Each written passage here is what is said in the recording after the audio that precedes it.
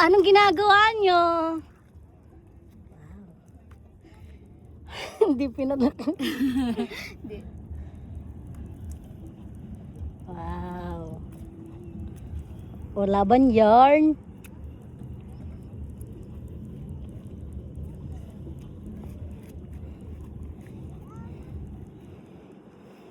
Tapos si JR may mga customer na dun, oh.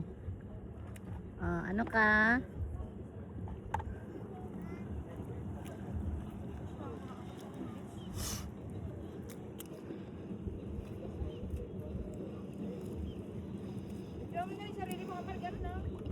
Ayoko nga.